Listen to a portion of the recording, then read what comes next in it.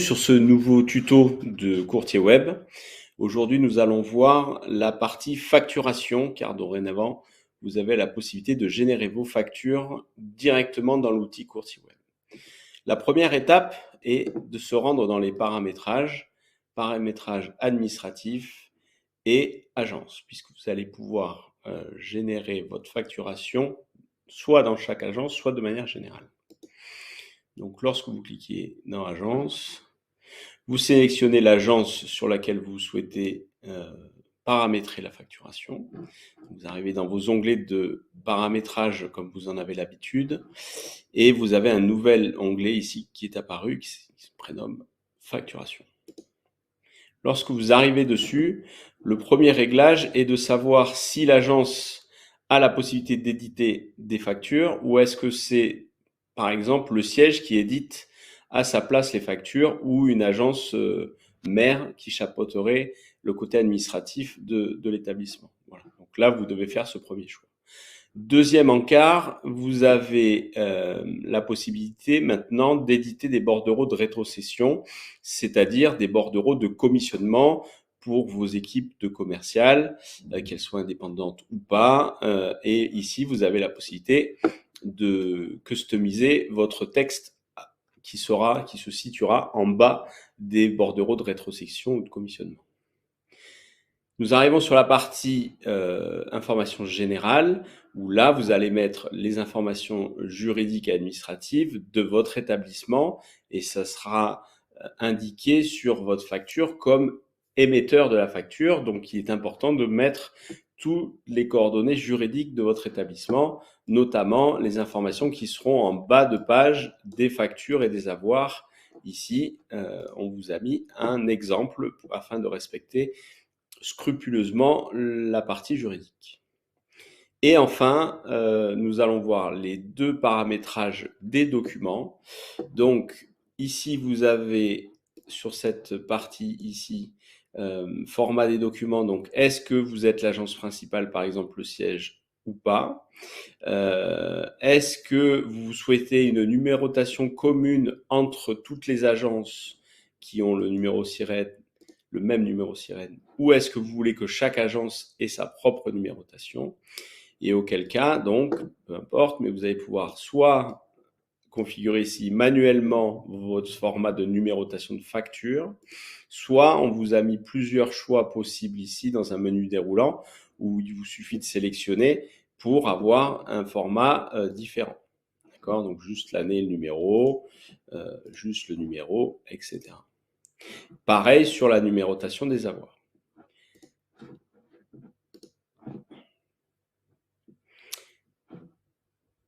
Et enfin, sur la partie, donc la dernière partie des paramétrages, qui est la paramétrage des factures, vous avez ici deux colonnes, une pour le regroupement de crédit et une pour le prêt immobilier. Et vous allez pouvoir gérer sur cette partie-là quels vont être les éléments qui vont composer votre facture. Car les établissements, les factures d'honoraires dans le regroupement de crédit peuvent avoir un certain format, les factures d'honoraires dans l'immobilier peuvent en avoir un autre. Tout comme sur la partie bancaire, les factures de commission prêteurs, ici en regroupement de crédit, ou les prêteurs en immobilier, peuvent avoir des formats différents. Et pour ce faire, par exemple ici, si je veux configurer quels sont les éléments finalement que je souhaite qui composent ma facture de banque dans le RAC, par exemple, ou dans l'immobilier ici, je vais cliquer sur l'objet, donc le petit crayon. L'objet de la facture, et du coup, je vais écrire facture concernant le dossier ici, et je vais dire de l'emprunteur. Donc, je clique sur la petite flèche pour monter le nom de l'emprunteur et le nom du co-emprunteur, par exemple. Voilà, je fais valider et donc mon objet sera composé de ces éléments. Ensuite, dans la désignation, eh bien, je vais faire la même procédé, sauf que ça va être l'objet de la facture. Et donc, on va dire dossier de prêt immobilier, virgule, nom de l'emprunteur, prénom de l'emprunteur. Tac, on peut dire ici dossier de prêt immobilier et on va dire le numéro du dossier. Voilà, etc., etc. Vous le customisez comme vous souhaitez, avec les éléments que vous souhaitez, et vous faites valider, et vous allez avoir les éléments comme vous le souhaitez dans vos factures, que ce soit de banque ou d'honoraires. Voici pour la partie configuration. Pensez à bien cliquer sur enregistrer en bas pour que ça prenne en compte vos paramétrages différents. Donc maintenant, voyons directement dans un dossier comment va se faire la gestion des factures et la génération des factures. Donc pour cela, vous allez dans Dossier. Il vous suffit, comme à votre habitude, de cliquer sur Liste des dossiers. On va prendre le dossier de Durand Maxime ici qui est en signature notaire. Donc, comme vous le faites pour gérer vos dossiers, vous cliquez sur Modifier. Et on va aller dans l'onglet, donc le dernier onglet, Gestion du chiffre d'affaires.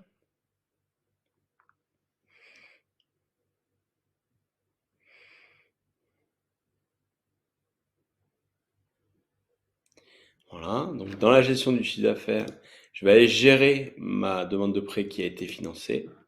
Je clique sur enregistrer et je souhaite générer les mouvements financiers sur cette demande de prêt financée. Voilà.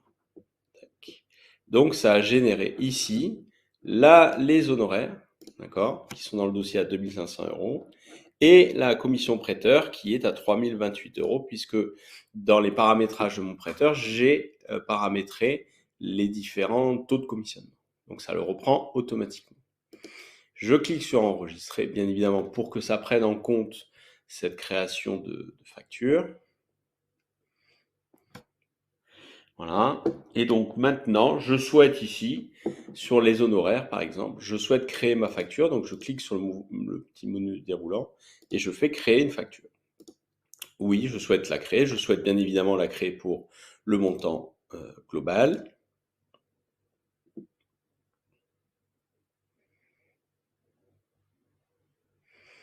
Voilà. Et je fais toujours enregistrer.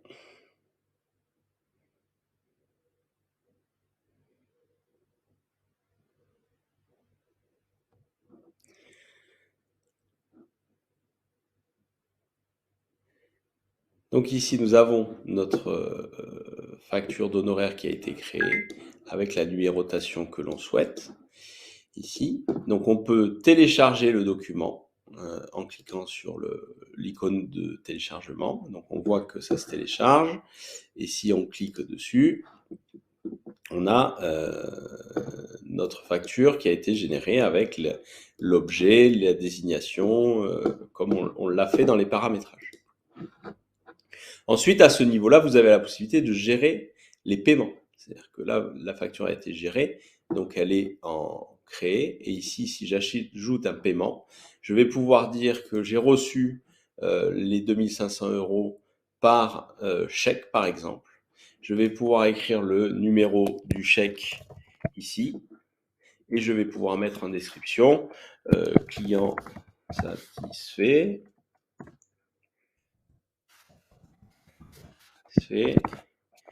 Proposition parrainage. C'est juste pour un exemple, pour que vous montrez où ressort le texte après. J'enregistre le paiement. Donc, je crée bien un paiement de 2500 € sur cette facture-là. Voilà, donc la facture. Ici, on a le montant encaissé, 2500. Ici, là, on a le montant encaissé, 2500 sur 2500. On a la possibilité de créer plusieurs paiements.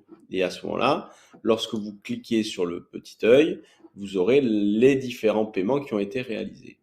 Ici, on voit que quand on survole le i d'information, nous avons le numéro du chèque. Et ici, sur les informations du paiement, on a le commentaire qui a été saisi précédemment. Voilà pour cette partie de générer les factures sur votre dossier. Dernier point sur cette nouvelle fonctionnalité de facturation, vous avez ici dans le menu en haut un nouvel onglet qui s'appelle donc facturation et où vous allez retrouver la liste des factures et des avoirs complètes. Donc ça veut dire que là, ça va être la liste de toutes vos factures et de tous vos avoirs qui sont générés sur votre agence. Donc ça va être plutôt pour une gestion à la chaîne et globale des différentes factures lorsque vous êtes en comptabilité.